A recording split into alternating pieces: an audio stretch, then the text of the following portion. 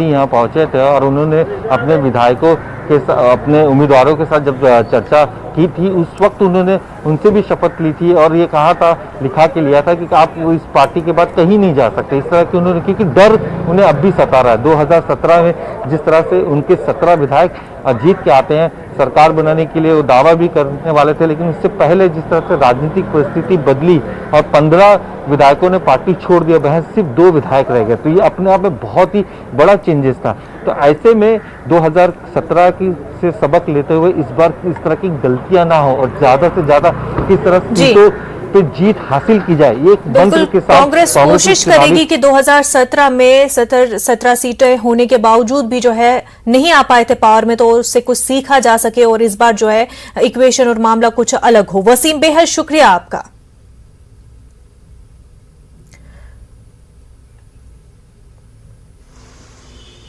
तो गोवा के लोग, गोवा के मतदार, मेरे पूरे सभी भाई बहन तैयार हैं और इस जो डेफिनेटली कॉन्फिडेंट है कि 100% लोग भारतीय जनता पार्टी की सरकार और कमल को फिर से एक बार वोट दे देंगे। आज सुबह सुबह honourable prime minister Narendra Modi ji ने सुबह सुबह फोन करके मुझे बेस्ट विशेस दी, हमारे संगठन को बेस्ट विशेस दी, गोवा के लोगों को बेस्ट विशेस दी। इससे डबल इंजन की सरकार यानी फिर से आने के लिए माननीय पंतप्रधान मोदी जी की विशेष हमारे लिए बहुत महत्वपूर्ण थी। मुझे पूरा कॉन्फिडेंस है 22 में 22 plus seat Bharatiya Janata party के आ जाएंगे। 10 साल में भारतीय जनता पार्टी ने जो इंफ्रास्ट्रक्चर डेवलपमेंट यहाँ पे किया है, जो ह्यूमन डेवलपमेंट यहाँ पे किया है और इस कोविड कार्यकाल में भी माननीय पंतप्रधान नरेंद्र मोदी जी का विजन आत्मनिर्भर भारत जो हमने कन्वर्ट किया है स्वयंपूर्ण गोवा में, तो डेफिनेटली इसका फायदा भारतीय जनता पार्टी को मिलेगा और इस बार लोग यानी गवर्नमेंट फॉर्म करने के लिए वोट दे रहे हैं। गोवा विधानसभा की 40 सीटों के लिए गोवा में वोटिंग की शुरुआत हो चुकी है। मैं इस वक्त पणजी के एक मतदान केंद्र में हूं, आपको बताना चाहूँगा। देखिए किस तरह से यहाँ पे इंतजाम किए गए हैं वोटिंग के लिए और किस तरह से सुबह 7 बजे से ही लोग कतार में बैठे हुए हैं, इस कतार में अपनी वोटिंग का इंतज़ार कर रहे हैं। जिस तरह से उम्मीद लगाई जा रही है कि इस बार जो वोटर्स हैं वो खुलकर आएंगे और बाकायदा ज़्यादा से ज़्यादा जो वोटिंग परसेंटेज है वो बढ़ाया जाएगा, जिसे लेकर इलेक्शन कमीशन की तरफ से भी कई तरह की मुहिम शुरू की गई है। कोविड के नियमों का भी पूरी तरीके से पालन किया गया है। आप देख सकते हैं किस तरह से गैप बनाए गए हैं, सर्कल्स बनाए गए हैं, ताकि लोगों की भीड़ एक साथ जमा ना हो और लोग पूरी सुरक्षा के साथ बाकायदा वोटिंग कर सके। अलग अलग तरीके से बूथ बनाए गए हैं, करीब 1722 पूरे गोवा में बूथ बनाए गए हैं और साथ ही जो पूरे गोवा के अगर 40 सीटों की बात करें तो 301 कैंडिडेट हैं जो इस चुनावी मैदान में उतरे हैं और हर किसी तरीके से वोटिंग के लिए तैयार है। आप देख सकते हैं कि किस तरह से वोटिंग की शुरुआत हुई और कई लोग यहाँ पर पहुँच रहे वोटिंग के लिए। अब बुजुर्ग महिला भी हैं जिन्होंने वोट किया है और ये वोट करके यहाँ पहुँची हुई हैं और जिस तरह से सारी चीज़ें साफ तौर पे दिखाई देने लगी है कि जैसे जैसे वक्त बढ़ता जाएगा उसी तरीके से जो वोटिंग परसेंटेज है वो भी उसमें भी इजाफा होगा। पिछले वोटिंग परसेंटेज की अगर बात करें तो 80% से ज़्यादा नहीं होती, लेकिन इस उम्मीद जताई जा रही।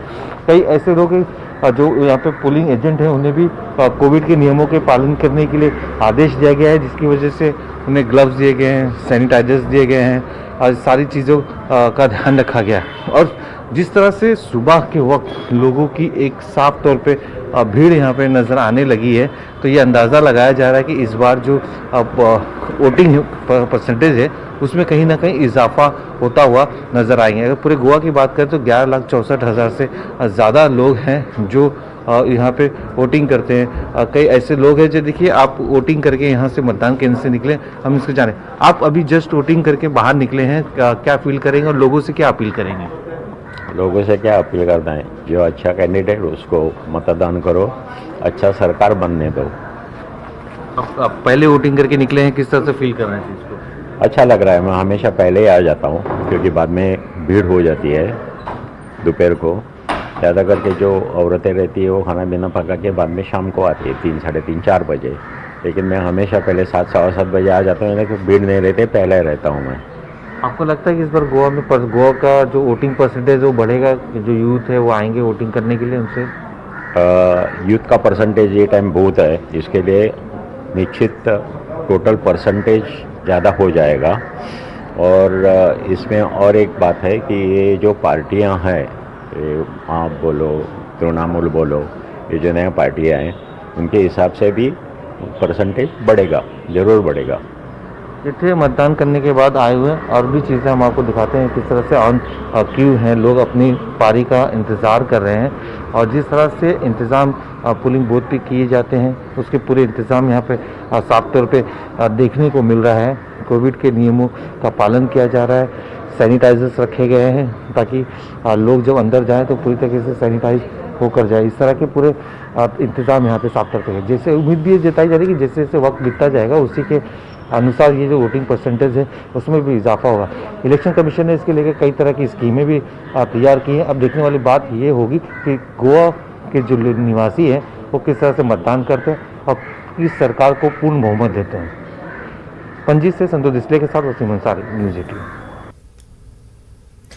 तो गोवा में किस तरह से किस करवट जो है इलेक्शंस जाएंगे, क्या गोवा की आवाम जो है, जो बीजेपी के मनोहर पार्रिकर थे, उन्होंने गोवा के आर्किटेक्चर के तौर पर उनको माना जाता है, गोवा को जिन्होंने आर्किटेक्ट किया मनोहर पार्रिकर, क्या गोवा की आवाम उन्हीं की पार्टी को जिताएगी या फिर अब क्योंकि प्रमोद सावंत का दौर है तो क्या उन पर भरोसा कर पाएगी? आईएनटी इनकम्बेंसी की जो वेव चल रही है उसके चलते कांग्रेस के हक में जाएगी। हालांकि 2017 में भी कांग्रेस ही 17 सीटों को लेकर के मेजॉरिटी में आई थी, लेकिन सरकार नहीं बना पाई थी, गोवा में नाकाम हो गई थी।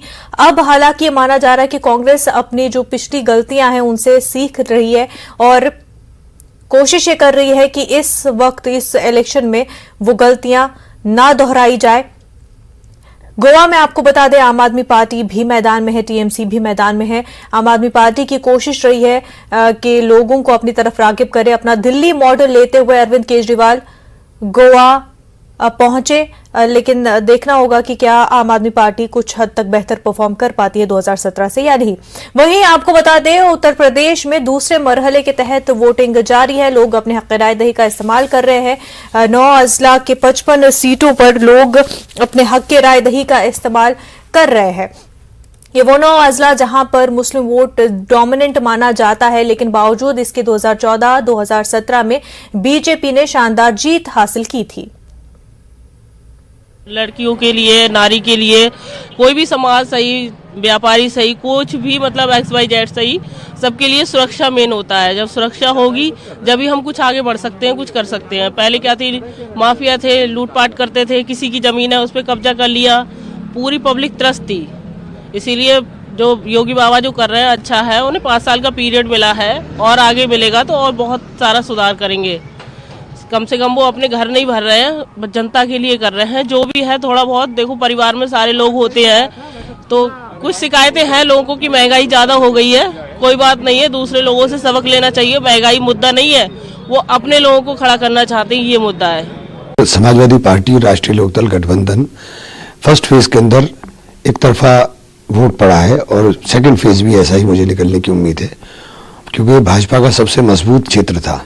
यहाँ लगभग इसमें 113 सीट हैं और 90 के आसपास बीजेपी के पास थी और 90 सीट बीजेपी रिटेन करेगी ऐसा नामुमकिन लग रहा है। हमें लगता है कि हम इस उसके अंदर 70 से लेकर 90 सीट के बीच में हमें कहीं भी इस दोनों फेज के अंदर सीट मिलने का अनुमान है। आपके नेता पर बार बार बीजेपी की थी एरिया डोमिनेशन के लिए, तो उसका भी प्रभाव है और लगातार सभी क्षेत्रों में हमारे जो गस्टेड ऑफिसर्स हैं और हमारे जो एसओ इंस्पेक्टर्स हैं लगातार भ्रमण करके जितने हमारे हिस्ट्री शीटर्स थे, जितने अदरवाइज जो गुंडा तत्व थे उनके खिलाफ सख्ती से कार्रवाई की गई है। और हमारा लगातार प्रयास यही है कि कोई भी वोटर को, किसी की वोट को प्रभावित ना कर पाए। सभी लोग इंडिपेंडेंट होकर निष्पक्ष तरीके से अपने मत का इस्तेमाल करें और ये हमारा लगातार प्रयास रहेगा। और इस समय भी सभी सेंटर्स पे घूम के देखा जा रहा है, चेक किया जा रहा है और जो हमारे इस तरह के वल्नरेबल हैमलेट्स हैं वहाँ हमारी जो यूपी 112 की गाड़ियां हैं और जो हमारे सीएपीएफ की जो एक्स्ट्रा व्हीकल्स उनको दिए गए हैं वो भ्रमणशील रह के इंश्योर कर रहे हैं कि किसी तरह के इस तरह की प्रॉब्लम ना आए। जिस तरीके से ये चुनाव लड़ा जा रहा है बचपन से गांव पर लगी उत्तर प्रदेश की, क्या लग रहा है, आपको क्या लग रहा है? उत्तर प्रदेश में हम सभी सीटों पे बहुत अच्छी तरह से लड़ रहे हैं और जितनी सीटें पिछली बार थी उससे ज्यादा सीटों पर भारतीय जनता पार्टी विजय हासिल की। लेकिन जिस तरीके से आरोप है कि विपक्ष का आरोप है कि वादे पूरे नहीं किए गए और इस बार जो है जनता जो है हमारा एक वादा था कि हम उत्तर प्रदेश को ये पीडी ब्रदरहुड से मुक्त कराएंगे। हमारा एक ही वादा था कि हम उत्तर प्रदेश को करप्शन से, कम्युनलिज्म से, क्राइम से मुक्त कराएंगे। वो वादा पूरा किया। हमारा एक ही वादा था कि उत्तर प्रदेश को समावेशी विकास और सर्वस्पर्शी सशक्तिकरण के रास्ते। सर थ्री बी क्या है ये? थ्री बी बलवाई हैं, बाहुबली हैं और सर आखिरी सवाल जिस तरीके से हिजाब का मामला था, हिजाब जिस कंट्रोवर्सी थी हिजाब के बारे में मैंने आपको अभी बताया कि हिजाब जो है वो शुद्ध रूप से जो हिजाबी हुड़दंग है वो मुस्लिम महिलाओं की तालीम, तरक्की और तहफ्फुज पर तालिबानी ताला लगाने की कोशिश। सर जिस तरीके से आजम खान जेल में है, तो ये थे मुख्तार अब्बास नकवी जो बता रहे थे और कह रहे थे कि भारतीय जनता पार्टी के हक में माहौल है। लेकिन अहम सवाल ये है जिस तरीके से आजम खान जेल में है उसको लेकर के ये जो कहा जाता है कि आजम खान को निशाना बनाया गया।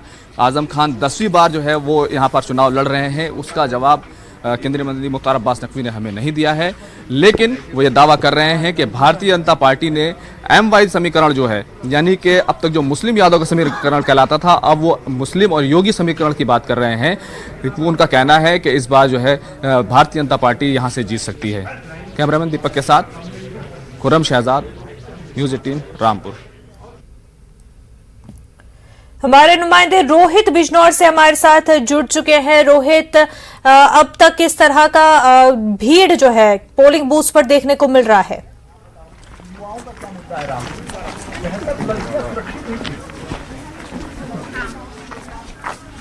रोहित, आप तक हमारी आवाज पहुंच पा रही है? भीड़ है, वे यहाँ पर मौजूद है जी। अभी थोड़ी देर पहले यहाँ पर जी बिल्कुल बिजनौर की अगर बात करें तो महात्मा विदुर की धरती है और सुबह के समय यहाँ पर बहुत ही भीड़ थी और अभी भी लोग जो है कतारों में लगे हुए हैं। हम बात करें बिजनौर की तो 8 विधानसभाओं पर वोटिंग हो रही है। 5 विधानसभा भाजपा के खाते में है, 3 सपा के पास है। हम बात करें बिजनौर सदर सीट की तो उस पर भी कांटे का मुकाबला देखा जा रहा है। बिजनौर की सदर सीट पर भाजपा की विधायक हैं और उनके सामने सपा रालोद के प्रत्याशी नीरज चौधरी मैदान में है। और साथ ही साथ बसपा की बात करें तो रुचि वीरा इस समय मैदान में है, चुनावी मैदान में, और सुची चौधरी वहां से चुनाव लड़ रही हैं, भाजपा की जो विधायक है। और अगर बात करें नूरपुर विधानसभा की, थोड़ी देर पहले मंत्री अशोक कटारिया जी वोट डालने पहुंचे थे हिमपुर गांव में और उन्होंने मतदान किया और साफ तौर पर कहा कि जो 2 लड़कों की जोड़ी है वे बिल्कुल फ्लॉप हो जाएगी। पहले भी 2 लड़कों की जोड़ी आई थी। कुछ लोगों से बात कर लेते हैं किन मुद्दों पर ये वोट कर रहे हैं। आज किन मुद्दों पर वोट कर रहे हैं आप? बस इन्हीं मुद्दों पर। किन मुद्दों पे वोट की जा रही है? जी फुल। आइए महिलाओं से भी बात कर लेते हैं। बुजुर्ग माता जी भी लगी हुई हैं लाइनों में। माता जी, किन मुद्दों वोट कर रहे हैं आप आज?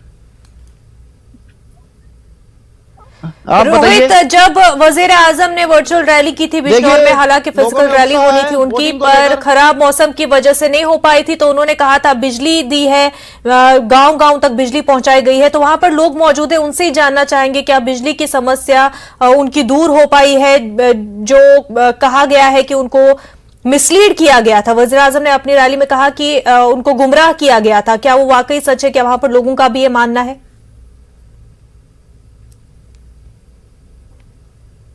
चलिए कुछ लोगों से बात करते हैं। बिजली की जो समस्या है दूर हुई है, जैसे कि प्रधानमंत्री नरेंद्र मोदी लगातार कह रहे हैं। बिजनौर में एक वर्चुअल रैली भी उन्होंने की थी, तो बिजली की समस्या क्या यहाँ पर दूर हुई है? दूर हो गई, कोई समस्या नहीं हुई। अच्छा, और क्या क्या मुद्दे रहने वाले, किन मुद्दों पे आज वोट की जा रही है? विकास पर। और बात करते हैं, आप ही युवा पहली बार वोट डाल रहे हैं क्या? जी हाँ, ये पहली बार वोट डाल रहे हैं, आज अपने मत का प्रयोग करेंगे। किन मुद्दों पे आज वोट करेंगे और क्या सबसे बड़ा मुद्दा तो है सुरक्षा का। पहले जो चोरी चकारी होती थी वो अब नहीं होती। दूसरा मुद्दा है कि पहले भर्तियों में बहुत धांधली होती थी, जो कि अब बिल्कुल निष्पक्ष रूप से होती है। आप किसकी तैयारी कर रहे हैं? जी मैं यूपी लेखपाल की तैयारी कर रहा हूँ फिलहाल। सरकारी जॉब की तैयारी? जी हाँ। ताऊ, किन मुद्दों पे वोट की जा रही है आज? खुर्रम हमारे नुमाइंदे रामपुर से हमारे साथ जुड़ चुके हैं। खुर्रम, ये बता दें कि इस वक्त कैसी भीड़ रामपुर के पोलिंग बूथ पर देखने को मिल रही है?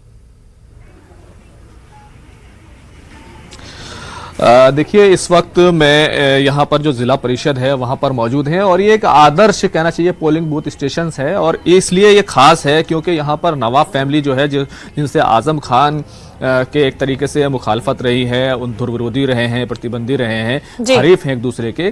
तो ये वो पोलिंग बूथ है। कुछ देर पहले ही यहाँ पर नवाब फैमिली वोट डालने के लिए आई है, अभी वो अंदर गए हुए हैं, बाहर आकर वो लोग बात करेंगे। अहम बात यह है क्योंकि आजम खान क्योंकि 10वीं बार यहाँ से चुनाव लड़ रहे हैं, लोकसभा वो खुद मेंबर ऑफ पार्लियामेंट है और इससे पहले राज्यसभा के मेंबर ऑफ पार्लियामेंट वो रह चुके हैं। तो जिस तरीके से एक नवाब फैमिली का जो वर्चस्व होता था, उनका जो दबदबा होता था 1967 से शुरू होकर के 1996 तक आता है, नवाब फैमिली के लगातार लोग मेंबर ऑफ पार्लियामेंट बनते हैं, MLAs बनते हैं। और थोड़ी देर पहले यहाँ पर बेगम नूर बानो आई हुई हैं जो नवाब फैमिली से ताल्लुक़ रखती हैं, जो